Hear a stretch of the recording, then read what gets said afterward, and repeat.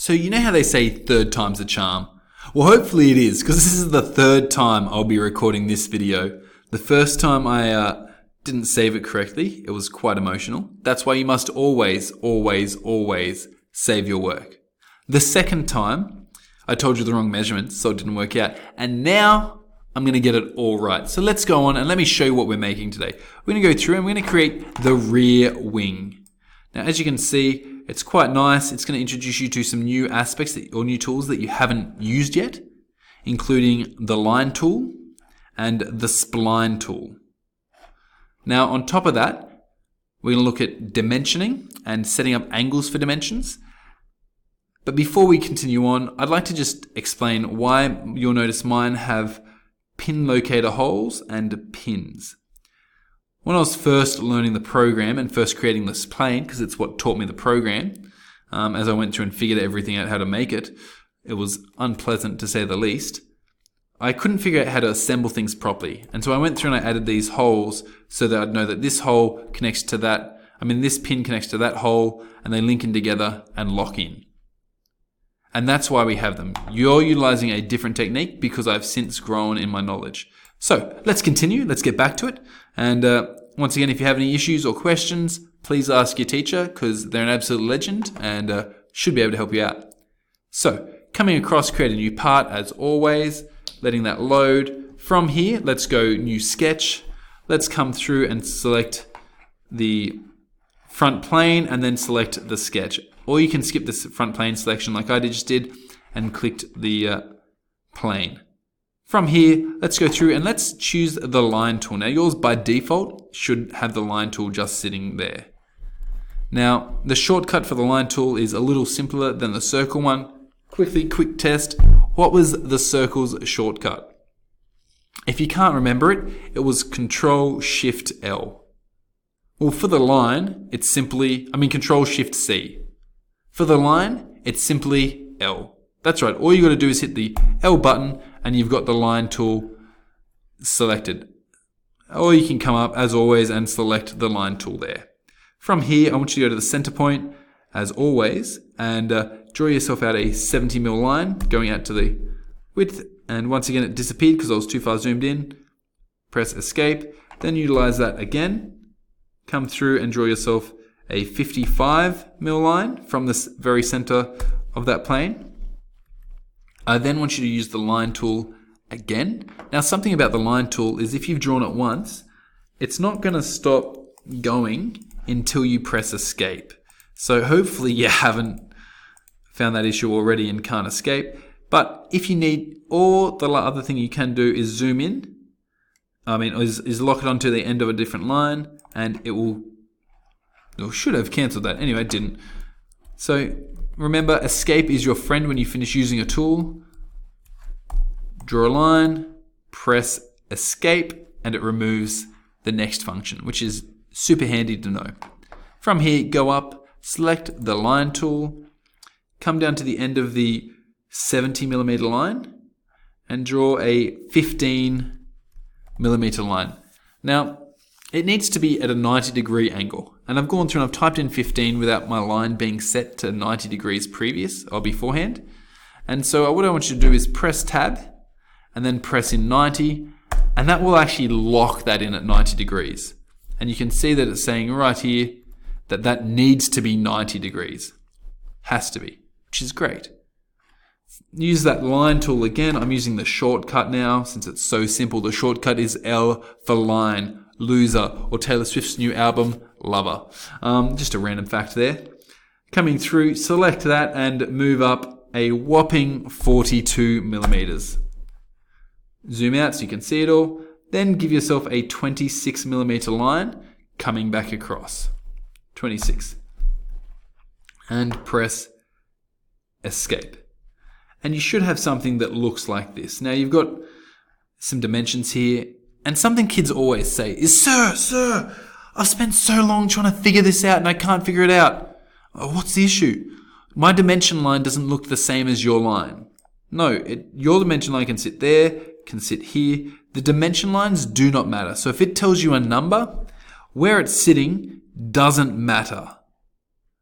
I'm going to say this again. If it is a dimension line, so it tells you how long something is or the angle of something, it doesn't matter where it sits. It doesn't impact the drawing at all.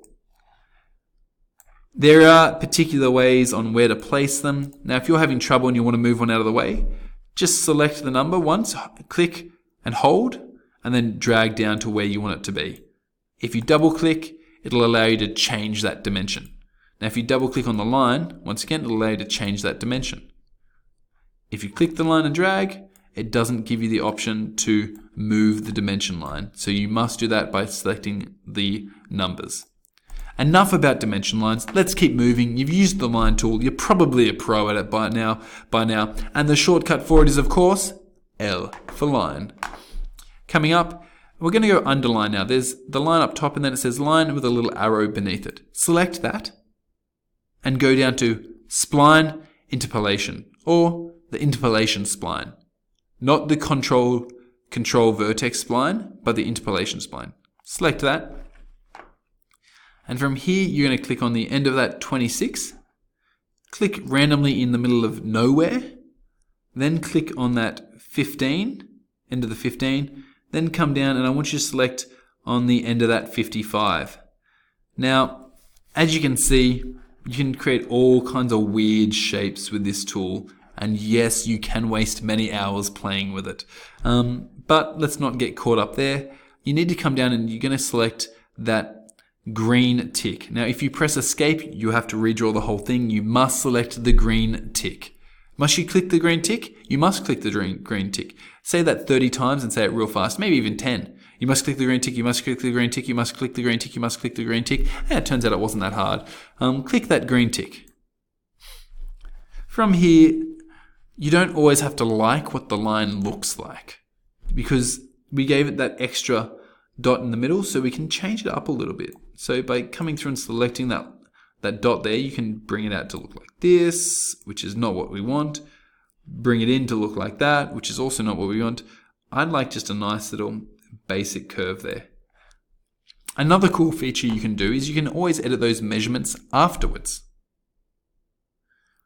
But quick, we're going to pause and go back to, but sir, mine doesn't look exactly like yours. It doesn't need to look exactly like mine, nor will it ever, unless we go through and dimension every aspect of it. Just be pretty content with, hey, that looks close enough. With the spline tool, I mean. What I do want to do is, I don't like how high this is sitting. And intentionally I put it this high, because this is the third time I made the video, and we want to change it to a 10mm line.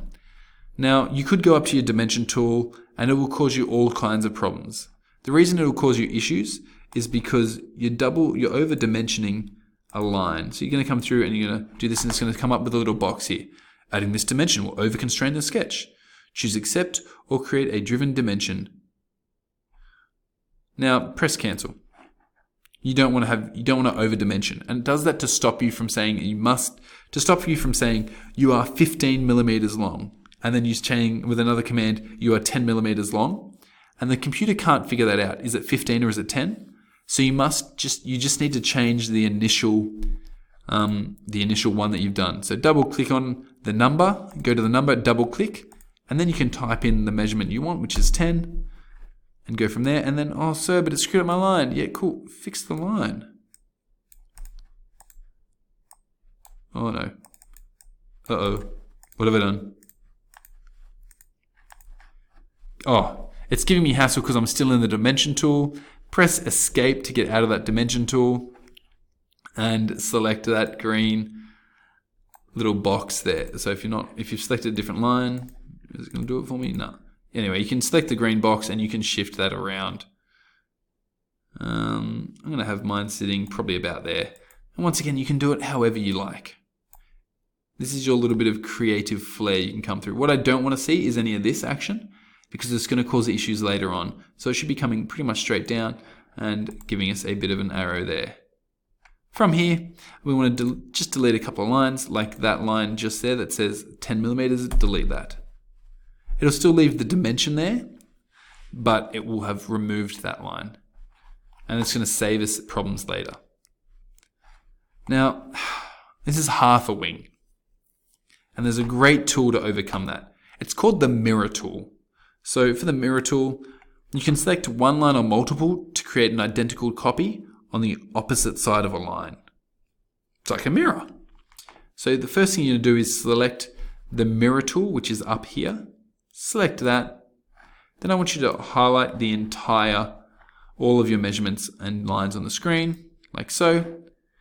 After you've selected that, I want you to come across and go mirror line. Select mirror line, and I want you to come here and select that middle line there, and then press apply. Then press done. And congratulations, ladies and gentlemen, you have created a beautiful symmetrical tail wing. Press finish sketch. What do we always do after we finish a sketch? Extrude. Come through, utilize that extrude tool. And look, if it's doing this, which sometimes it does, I don't know why it gives us hassle like this.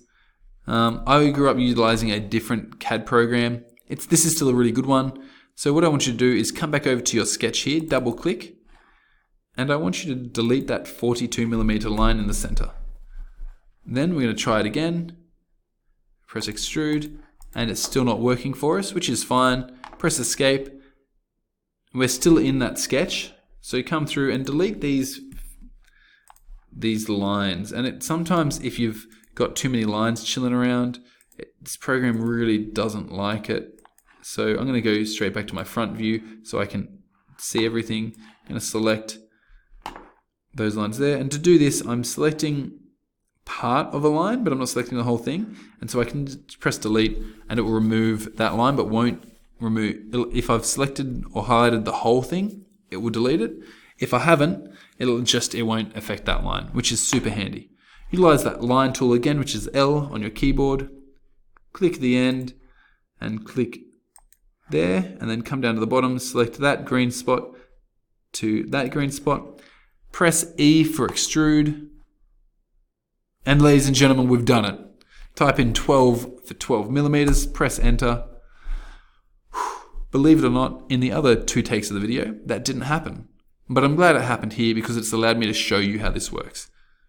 Now, we need to add a circle on it so we can locate it. Instead of using a pin, we're just adding a circle. So sketch, add, utilize the project geometry tool. Now that's this tool here. You haven't used it before. It's super handy in copying lines. So, because this is now effectively like a solid piece, it's like, oh, I'm going to copy this exactly. So it's like putting a piece of tracing paper over it.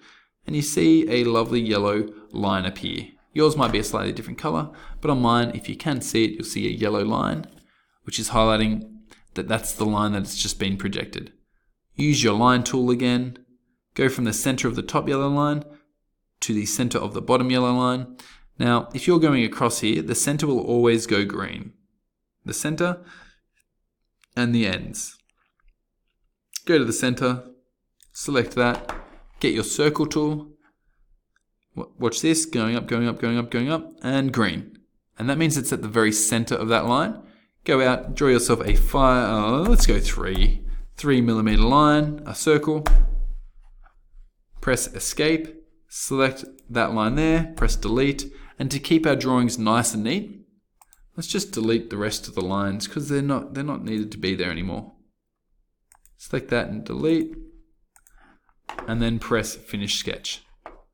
The last thing we do need to do before saving is come up tools, materials, and we need to change this. I believe it was a walnut we were changing it to.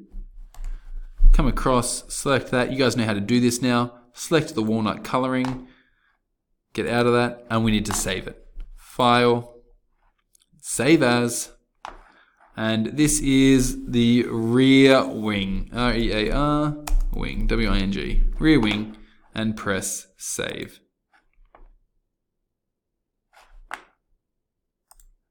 Congratulations on finishing yet again another video tutorial.